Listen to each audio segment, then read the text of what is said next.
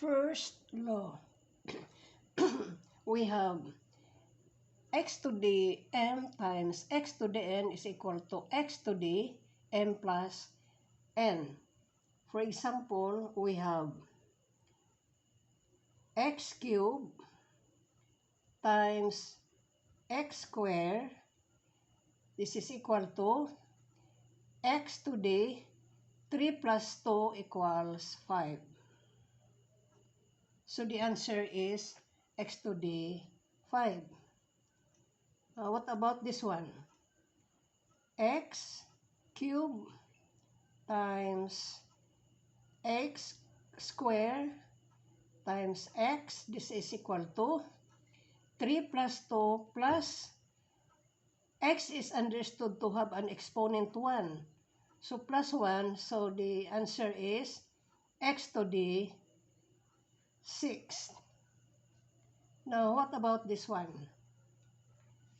We have quantity x plus y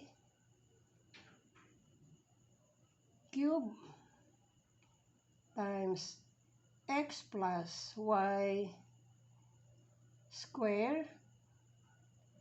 So this is equal to quantity x plus y 3 plus 2 equals 5. So it's simple. The first law is simple. Now what about this other example? We have x to the 4 plus a times x to the 1 plus 2a. So the answer is, now in writing the term, we have to first write the term that contains a variable. So the answer is x to the 2a plus a equals 3a. And then 1 plus 4 equals 5. So the answer is x to the 3a plus 5. Now let's go to the second law. Quantity x to the m raised to the n. This is equal to x to the m times n. We'll just write there the dot. That means times. So if we have an example, quantity x cubed square. By following this definition we have, the answer is x to the 3 times 2 is 6. So it's easy, no? What about letter B? What about bracket, then quantity 3 plus a, and then square, then bracket, and then cube. So this is equal to, we will just multiply the exponents. So this is now quantity 3 plus a raised to the 2 times 3 equals 6.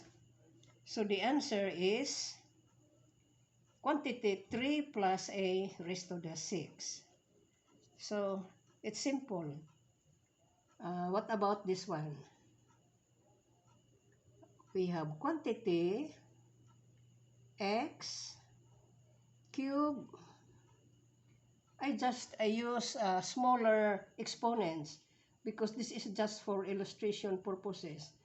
Even if we use big numbers, the procedure does not change. So x cubed times x to the fifth square, this is equal to, just multiply by definition, this becomes now, we have to apply first the first law. Multiply terms the same base as the exponents. So this is now x, 3 plus 5 is 8. And then quantity square. So this is now 8 times 2 is 16. So the answer is x to the 16. Oh. So if you will get an exam, or if you have an exam, I think you will get perfect in these areas because it's simple. Now let us just have another example. Suppose we have this one. We have 2 cube.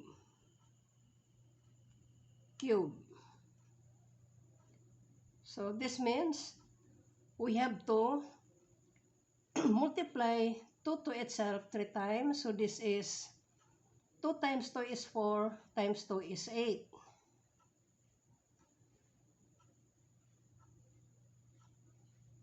This is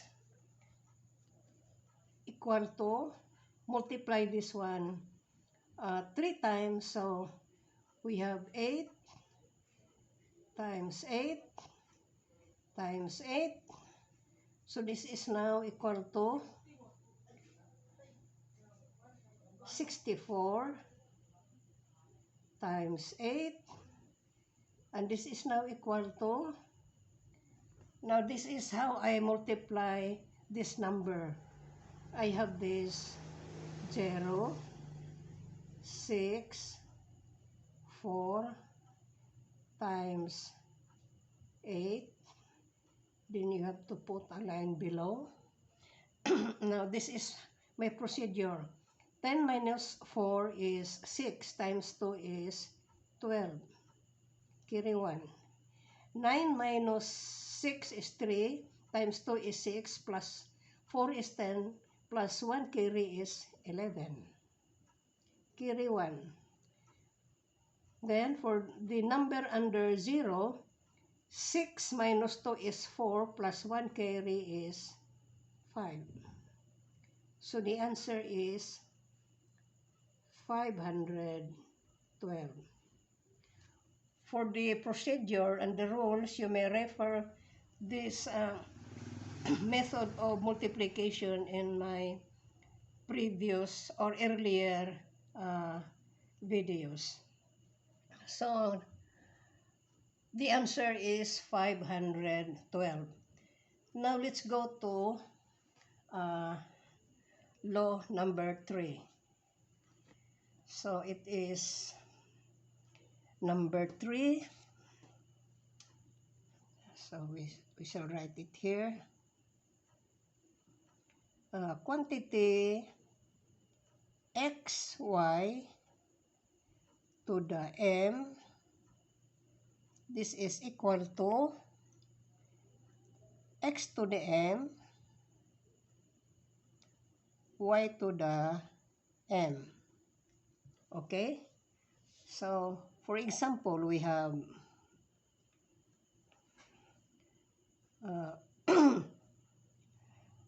corollary to this, we have x, this is quantity x to the a, x to the a times y to the b raised to the m.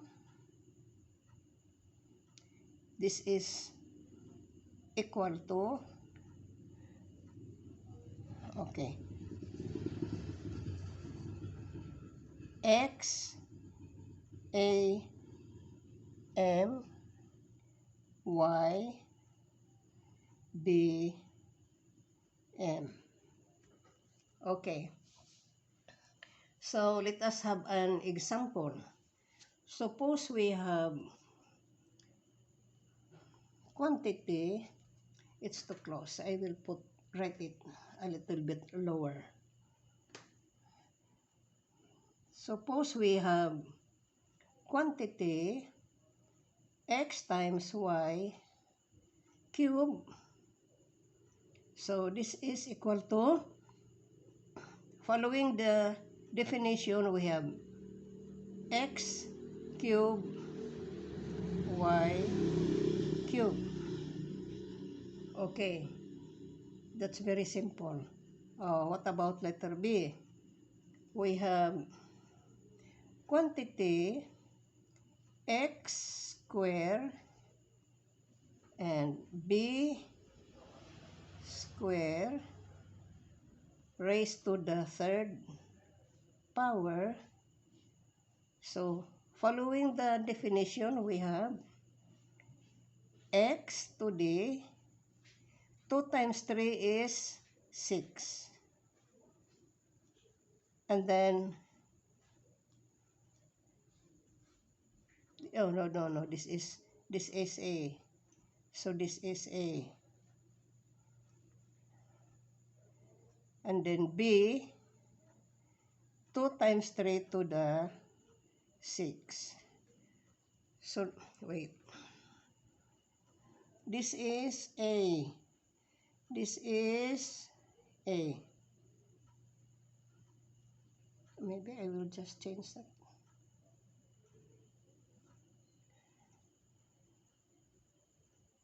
Okay.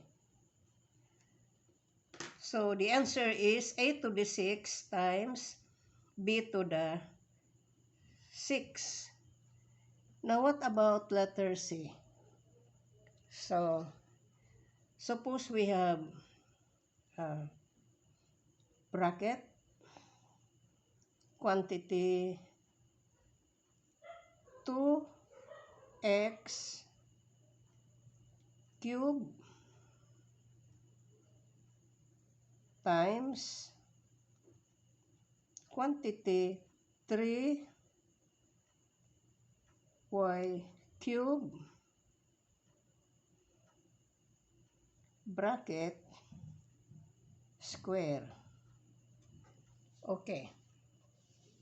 So this is now equal to,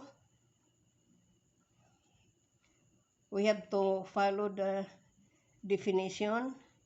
So distribute, this is now, we will do it step by step.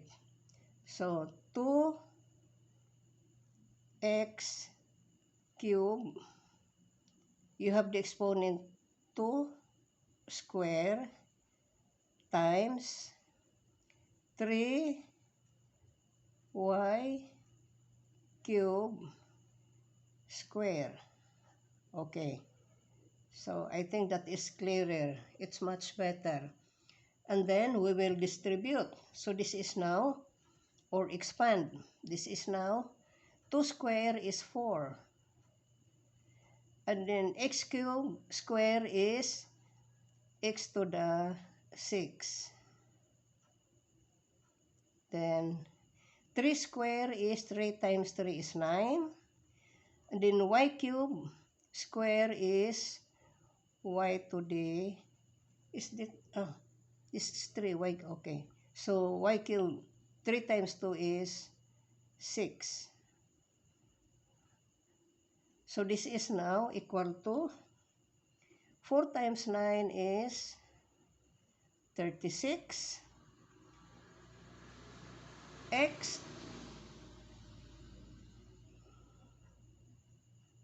X oh wait. So we cannot multiply. The answer is x and y are different terms, so, or variables, so we have x to the 6 and then y to the 6. So the answer is 36 x to the 6 y to the 6. Okay? I hope it's clear.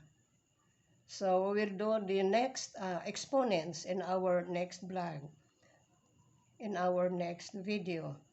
Thank you.